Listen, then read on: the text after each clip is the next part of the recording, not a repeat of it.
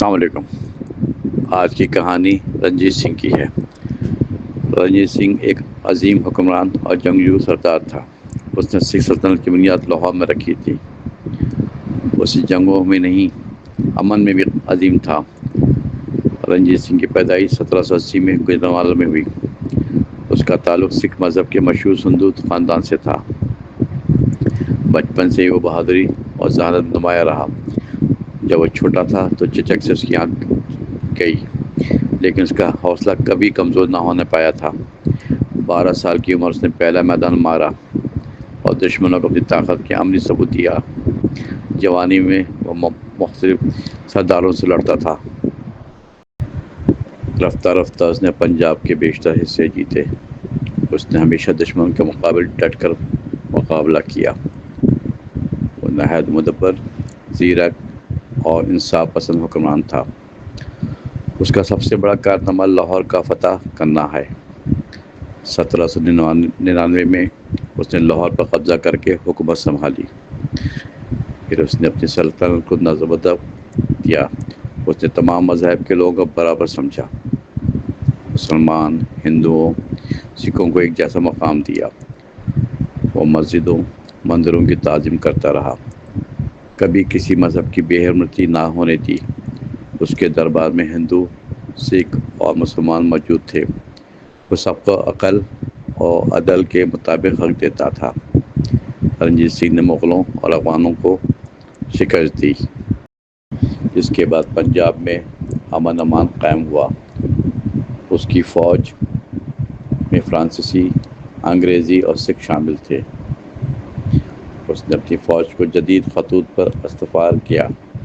توپ خانے، پیدل فوج، گھوڑ سواروں میں مہارت لائی۔ اس کی سب سے بڑی مشہور لڑائی افغانوں سے ہوئی۔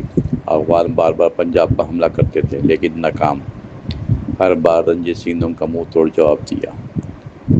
اس نے قندھار، پشاور اور کشمیر پر بھی قبضہ کیا۔ کشمیر کا علاقہ 1819 میں فتح کیا تھا۔ یہ سکھ سلطنت کا عظیم ترین علاقہ بن گیا۔ رنجیت سنگھ نے نہ صرف جنگوں میں کامیابی حاصل کی، بلکہ تعمیر و ترقی پر بھی خاص توجہ دی تھی۔ اس نے لاہور کا قلعہ اور شالیمار باغ کو بہتر بنایا۔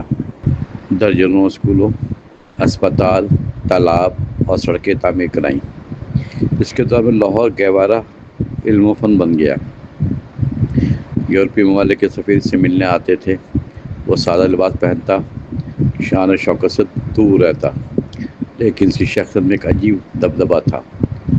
اس کے دور میں دربار میں امن اور انصاف غالب تھا۔ جرائم کی شرح کم اور خوشحالی عام ہو گئی تھی۔ وہ عوام سے براہ راست ملاقات کرتا اور سنتا تھا۔ کبھی رائے کے مسائل نظر انداز نہیں کیے جاتے تھے۔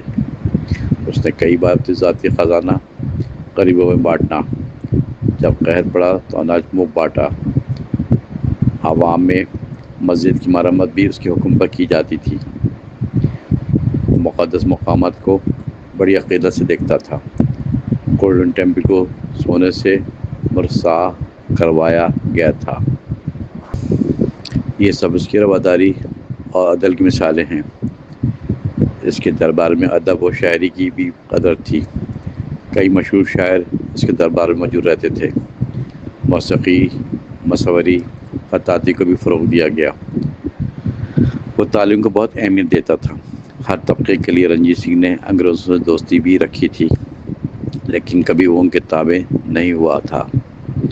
اس نے سفارتکاری میں بھی عقل مندی سے کام لیا۔ اس نے اپنے بیٹوں کو بھی تربیت دی، حکومت کی، لیکن افسوس کہ اس کے بعد ریاست کمزور پڑ گئی۔ اس کی وفات 1839 میں لاہور میں ہوئی تھی۔ پوری سلطنت غم سے نڈھال ہو گئی۔ اس کے بعد اس کی وفات کے بعد سکھ سلطنت میں انتشار پھیل گیا۔ انگریزوں نے موقع پا کر پنجاب پر قبضہ کر لیا، مگر رنجیت سنگھ کا نام تاریخ میں زندہ رہا۔ اسے شیر پنجاب کے نام سے یاد کیا جاتا ہے۔ اس کی حکمت، شجاعت اور انصاف آج بھی مثال ہے۔ لاہور میں اس کا مجسمہ آج بھی موجود ہے۔ عوام اس کی یاد میں خود نچھاور کرتے ہیں۔ روز اس کا مقبرہ بھی سیاحوں کے لیے دینی مقام ہے۔ سکھ مذہب کے لوگ اسے روحانی پیشوا بھی مانتے ہیں۔ اس نے نہ صرف زمین بلکہ دل بھی جیتے تھے۔ آج بھی رنجیت سنگھ کا ذکر ہوتا ہے، کہیں تو لوگ اس کی بہادری کی قصے سناتے ہیں۔